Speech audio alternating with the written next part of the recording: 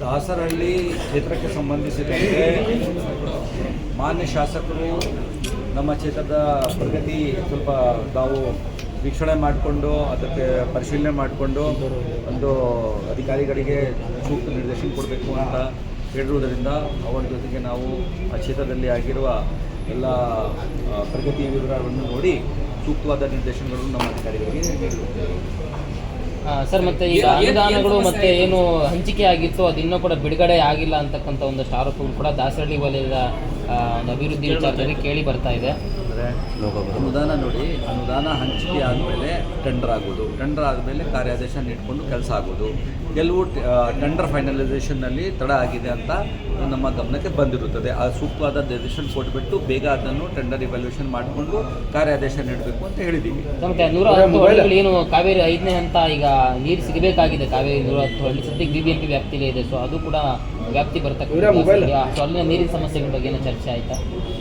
ನಾವು ನೀರಿನ ತೊಂದರೆ ಯಾಕಂದರೆ ಕಾವೇರಿ ಸ್ಟೇಜ್ 5ನಲ್ಲಿ ಭಾಗಶಃ ದಾಸರಹಳ್ಳಿ ಬಂದಿರುತ್ತದೆ. ಯಾಕೆಂದರೆ ನಾವು ಚೇರ್ಮನ್ ಇದ್ದಾಗೂ ಕೂಡ ಅಲ್ಲಿ ದಾಸರಹಳ್ಳಿಗೆ ಹೋಗಿ ನೋಡ್ಕೊಂಡು ಬಂದಿದ್ದೇವೆ.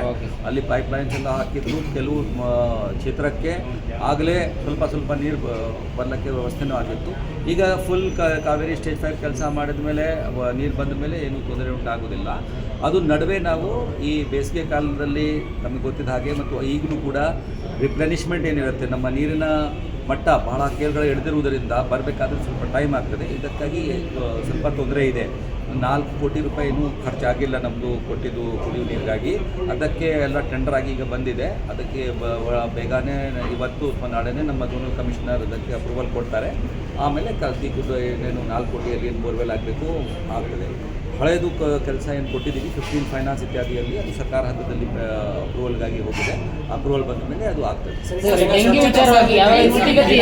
ನಗರದಲ್ಲಿ ಯಾವ ರೀತಿ ನಿಯಂತ್ರಣಕ್ಕಿದೆ ಸರ್ ಕೇಸ್?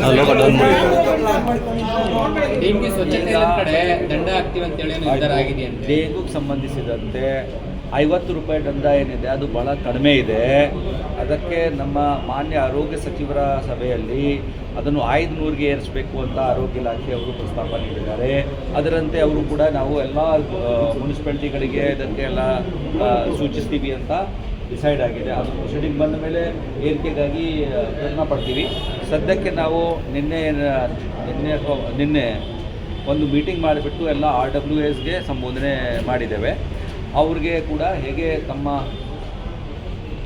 ಕಡೆಗೆ ಯಾವ ಥರದ್ದು ವ್ಯವಸ್ಥೆಯನ್ನು ಅವರು ಇಟ್ಕೊಳ್ಬೇಕು, ಹೇಗೆ ನೀರನ್ನು ಬದಲಾಯಿಸಬೇಕು, 4-5 ದಿವಸಕ್ಕೆ ಒಮ್ಮೆ ಹೇಗೆ ಆಗಬೇಕು, ಮತ್ತು ಯಾವ ಥರದ್ದು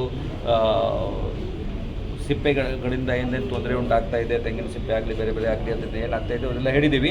ಅವರು ನಮಗೆ ರೈಟಪ್ ಕೊಡಿ ಅಂತ ಹೇಳಿದರು. ನಾವು ಈ ಸಾಫ್ಟ್ ಇದರಲ್ಲಿ ಇದನ್ನು ನಮ್ಮ ಸಾಫ್ಟ್ ಕಾಪೀಸ್ ಏನಿದೆ ನಮ್ಮ ಮುಖಾಂತರ ಎಲ್ಲ RWSಗೆ ಕಳಿಸಿದ್ದೀವಿ. ಅವರು ಕೂಡ ಪ್ರಿಂಟ್ಔಟ್ ಮಾಡಿಕೊಂಡು ತಮ್ಮ ಕಡೆಗೆ ಹಂಚ್ತಾ ಇದ್ದಾರೆ. ನಾವು IEC ನಾವು ಮಾಡ್ತಾ ಇದ್ದೀವಿ. ನಮ್ಮ ಪ್ಯಾಂಫ್ಲೆಟ್ ಇತ್ಯಾದಿಯಲ್ಲಿ ಹಂಚ್ತಾ ಇದ್ದೀವಿ. ಆಶಾ ವರ್ಕರ್ಸು ಮತ್ತು NMSಗಳಿಗೆ ಕೆಲವು ಸಲ ಅಪಾರ್ಟ್ಮೆಂಟ್ಸ್ ಕಟ್ತಾ ಹೋದರೆ ಯಾರು ಕೆಳಗಡೆ ಬರುವುದಿಲ್ಲ. ಹೀಗಾಗಿ RWSಗೆ ನಾವು ಏನು ಕೋರ್ಕೊಂಡಿದ್ದೇವೆ ಅಂದರೆ ಅವರು ಎಲ್ಲರೂ ತಮ್ಮ RWL ಮತ್ತು ನೆರೆಹೊರೆ ಪ್ರದೇಶದಲ್ಲಿ ಎಲ್ಲರಿಗೂ ಹೋಗಿ ನಮ್ಮ ಆಶಾ ವರ್ಕರ್ ಬಂದಾಗ ಎಲ್ಲರಿಗೂ ಸೇರಿಸಿ ನಾವು ಏನು ಹೇಳ್ತಾ ಇದ್ದೀವಿ ವಿಚಾರಗಳು ಅದಕ್ಕೆ ಆ ಕಡೆ ಗಮನ ಕೊಡಲಿಕ್ಕೆ ವ್ಯವಸ್ಥೆ ಮಾಡಬೇಕು. ಇಲ್ಲ, ಈಗ ಅವರು ಒಂದು ಡೈರೆಕ್ಷನ್ ಕೊಡ್ತಾರೆ. 50 ರೂಪಾಯಿ ನಮ್ಮ ರೂಲ್ಸ್ನಲ್ಲಿ ಇದೆ. ಅದಕ್ಕೆ ನಾವು ಬೈಲಾನಲ್ಲಿ ಇದನ್ನು ಸ್ವಲ್ಪ ಚೇಂಜ್ ಮಾಡಬೇಕಾಗಿರುತ್ತದೆ. ಅದು ಏಕರೂಪದ ಒಂದು ದಂಡ ಎಷ್ಟು ಹಾಕಬೇಕು ಅಂತ ಅವರು ಡಿಸೈಡ್ ಮಾಡ್ತಾ ಇದ್ದಾರೆ.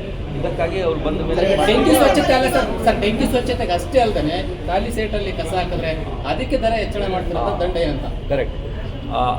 ನಮಗೆ ಗೊತ್ತಿರಬೇಕು ಅಂದರೆ ಲಾಸ್ಟ್ 2022-23ಯಲ್ಲಿ ಈ ಡೆಂಗು ಬಿಟ್ಟು ಕೂಡ ಬಹಳಷ್ಟು ಸೈಟ್ಗಳು ಖಾಲಿ ಇವೆ. ಅದರಲ್ಲಿ ಕೆಲವರು ಕಸ ಏನಿದೆ ನಮ್ಮ ಕಡೆಗೇನು ಬರಬೇಕಾಗಿತ್ತು ಅದನ್ನು ಕೂಡ ಜನರಿಗೆ ಹಾಕ್ತಾ ಹೋಗ್ತಾರೆ. ಆ ಸೈಟ್ ಓನರ್ನು ಕೂಡ ತಪ್ಪಿರ್ಬೋದು. ಅವರು ಕೂಡ ಬೇರೆಯವರಿಗೆ ಖಾಲಿ ಇದೆ ಅಂತ C&D ಕನ್ಸ್ಟ್ರಕ್ಷನ್ ಡೆಬ್ರಿ ನಮ್ಮ ಕಡೆಗೆ ಹಾಕಿ ಸ್ವಲ್ಪ ದುಡ್ಡು ತಗೊಳ್ತಿರ್ಬೋದು. ಅಥವಾ ಯಾವ ಲೋಕಲ್ ಆಗಿ ಈ ಮನುಷ್ಯ ಭಾಳ ದಿವಸದಿಂದ ಬಂದಿಲ್ಲ ಈ ಜಾಗಕ್ಕೆ ಹಾಕಿ ಅಂತಲೂ ಕೂಡ ವ್ಯವಸ್ಥೆ ಇದೆ. ಹೀಗಾಗಿ ಅದಕ್ಕಾಗಿ ಸಾಲಿಡ್ ವೇಸ್ಟ್ ಮ್ಯಾನೇಜ್ಮೆಂಟ್ ರೂಲ್ನಲ್ಲಿ ದಂಡ ಇದೆ. ಅದು ಲಾಸ್ಟ್ ಟೈಮ್ ನಾವು 10,000 ರೂಪಾಯಿ ದಂಡನೂ ಹಾಕಿದ್ದೇವೆ. ಮತ್ತು 2 ಥರ ವಿಚಾರ ಬರುತ್ತೆ ಅಲ್ಲಿ. ಅದು ಕ್ಲೀನ್ ಮಾಡಲಿಕ್ಕೆ ನಮಗೇನು ಖರ್ಚಾಗ್ತದೆ ಅದನ್ನು ಕೂಡ ಅವರಿಂದ ವಸೂಲು ಮಾಡಬೇಕು, ಪ್ಲಸ್ 10,000 ದಂಡ ಹಾಕಬೇಕು. ಆದರೆ ಆ ಸೈಟ್ ಓನರೇ ಇಲ್ಲ ಸ್ಪಾಟ್ನಲ್ಲಿ. ಹಿಂದೆ ನಮ್ಮ ಕಾಯ್ದೆಯಲ್ಲಿ ಈ ಥರ ನೀವು ಪ್ರಾಪರ್ಟಿ ಟ್ಯಾಕ್ಸ್ ಏರಿಯಾದಲ್ಲಿ ಹಾಕ್ಕೊಳ್ಳೋಕ್ಕೆ ಅವಕಾಶ ಇರಲಿಲ್ಲ.